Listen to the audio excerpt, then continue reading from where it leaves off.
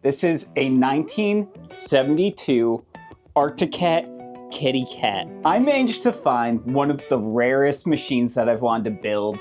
And not only are these things rare, they are super small. This entire thing weighs about 35 pounds. It's shorter than any of my electric pit bikes. And I am super excited to turn it into a little bit of a ripper toy that I can just pick up and put into the back of my car or truck and transport around.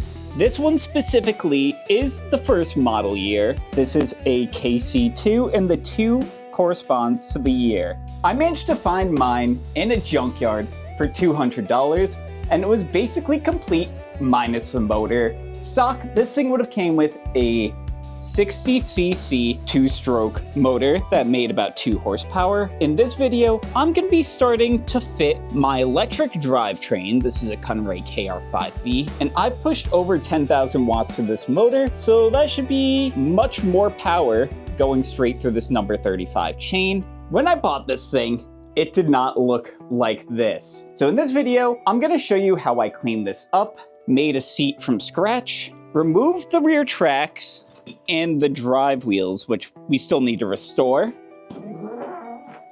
And in this video, I'm also going to be showing you how I'm starting to mock up my motor mounts. Without further ado, let's get into this video. First up, we started by cleaning this thing up.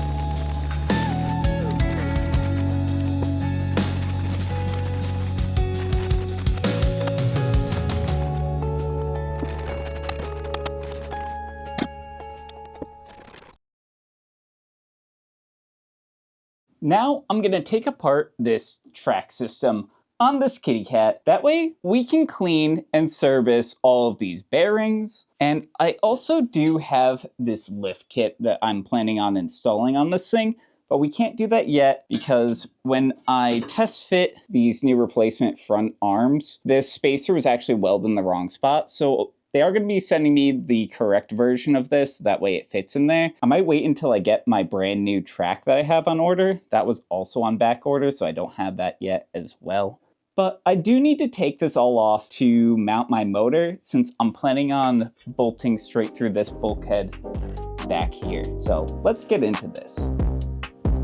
These are just 14 mils.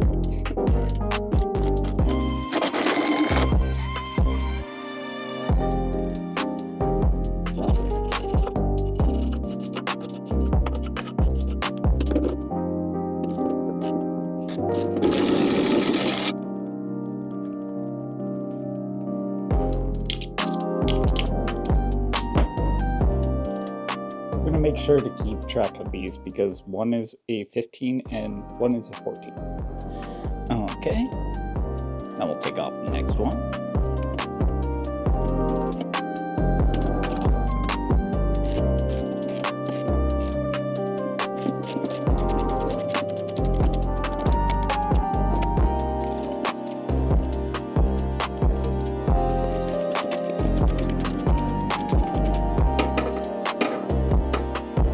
Well, the far side came out.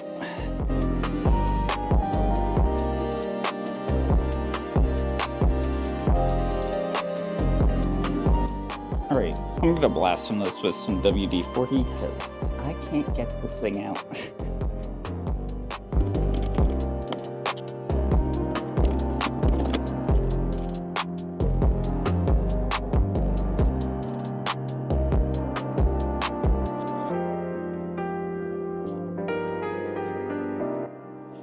And we're just gonna let that soak for a while. I took the spacer off on this far side. I'm gonna try and hold that with the channel lock. And do this.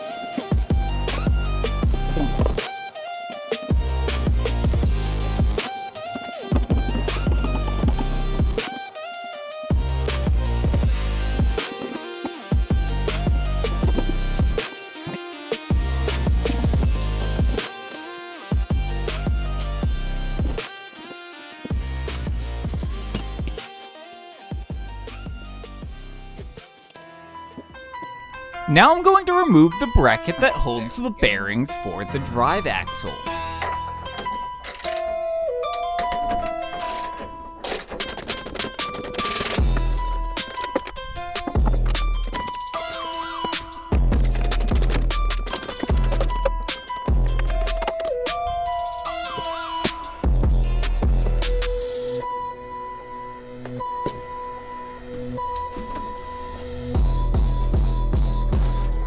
On this side, you have to get a wrench behind the sprocket and a socket inside of the track. There's not a lot of room.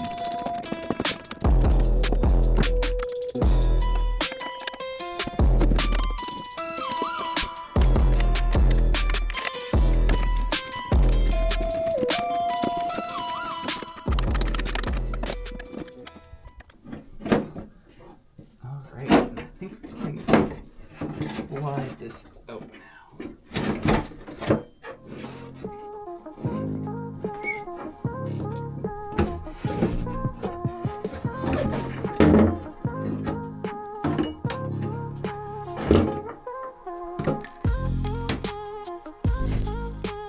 Okay, so I've removed this and got this out of the way, and the reason we did that is because we're going to be using these aluminum plates that I bought that are an 1/8 inch thick, and we're gonna plate both sides of this steel with this. So this back plate is gonna sit in here, basically it's gonna sit in here just like this, and I'm gonna put bolts that are threaded into this, then basically be lugs sticking out the front side. And while the second plate, let me grab the motor. Ooh. Shit.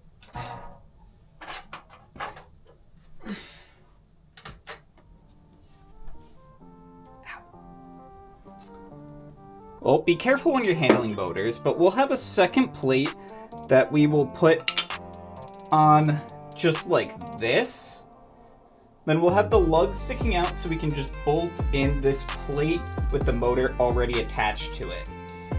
As you can see, I have both plates with holes that I want to drill marked and 2 clamps, making it so that these things will perfectly line up after I drill these holes.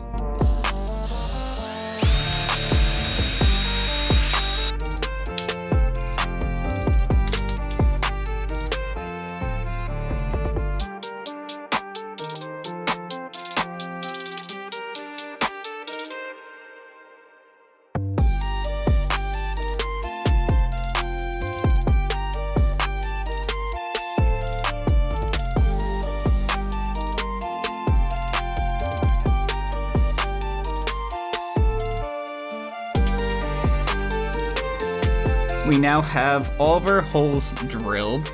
That way we can mount this to the plate. We still have to mark these holes on the actual snowmobile and drill it through, but that should work great. We also have to tap all the holes on this plate, and we do actually have to drill out the bottom plate slightly larger, but we'll cross that bridge shortly.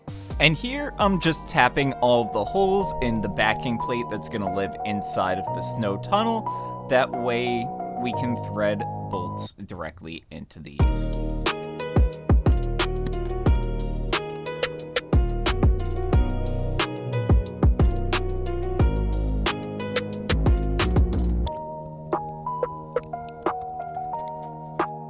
I did drill 2 holes, that way I could line up 2 of the bolts in this plate.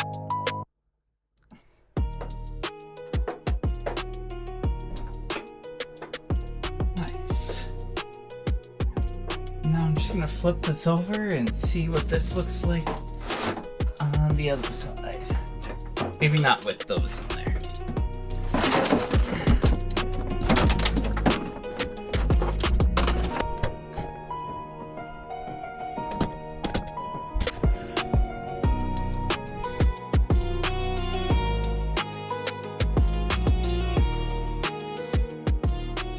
How about that for proof of concept? And then these will have nuts that screw in from this side, right? And then the motor will be mounted from back here. Just like that. Oh, it's perfect. Let's go. It's gonna work. And now I'm gonna try and construct a seat for this Arctic Cat kitty cat. I'm just gonna be using this foam that I cut to size, this random board I had, and this piece of stretchy seat material that I found on Amazon. If I could find a stock seat, I would definitely use one. But you can't buy them for this really, so I'm just gonna make my own, and don't take this as like an expert guide. I'm just a guy who likes toys, and sometimes you just gotta do what you gotta do. Ideally, my board would be the same width, but I'm just gonna use what I have. We'll lay out our material on the floor. Probably something like that. We got 2 layers of 3-inch thick high density seat foam that we drew lines and then cut with a razor blade. We're gonna place that right about in the middle. It'd probably be better if my board was the same width. Just make sure all of our ends can meet up in the center. Just gotta make sure that's tight, that barely reaches, and that barely reaches, which you wouldn't think is a good thing, but it actually is a good thing. I just like to start on one side, and we'll just put a couple staples in to hold it. And you want to take the opposite side, and you just want to pull it and stretch it, and then staple it while it's under tension.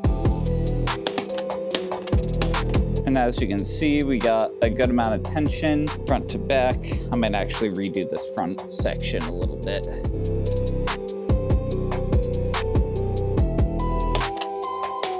And we can hammer these in later to make it smoother, but this is just what we're starting with.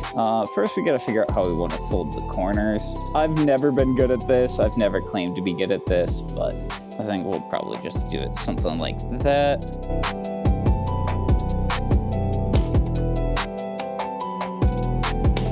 Then you can kind of just stuff it in like that. Again, I'm no seat making expert.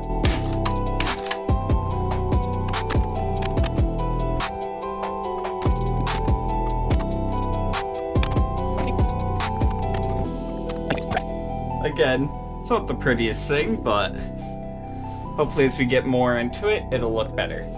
I don't know. I need more staples. be right back. Back to the second side now that we've got more staples. Again, just pulling these tight. Staple it on.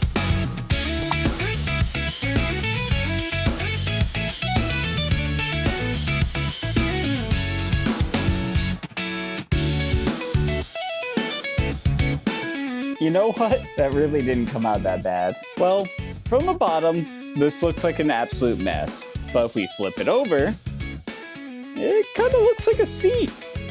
It's pretty firm, but it's nice and thick.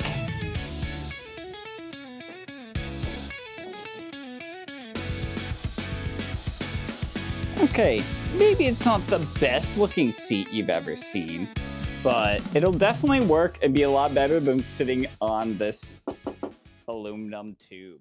I wasn't quite able to get this build done for this video, but hopefully in the next episode, I'll have all the parts I need to get this thing finished up. This thing is actually pretty close to being done, so you should hit that subscribe button so that you know when I finish this build and get it out into the snow. All I need to do is finish mounting the motor, run a chain, and then connect both a throttle and the motor and the battery to the controller. Things I would like to do additionally is restore the rollers in the bottom, install our lift kit along with a brand new track, and then this thing will basically be all buttoned up. I would also like to go through and treat and repaint a lot of the rusty spots on this thing, but it doesn't need to happen to get this thing out on the trail. It is super strong despite some of the rust. But anyways, if you like weird builds like these, hit that like button, leave a comment down below what you would like to see with this build, and thank you for watching to the end of this video. I'll catch you in the next one. Bye now.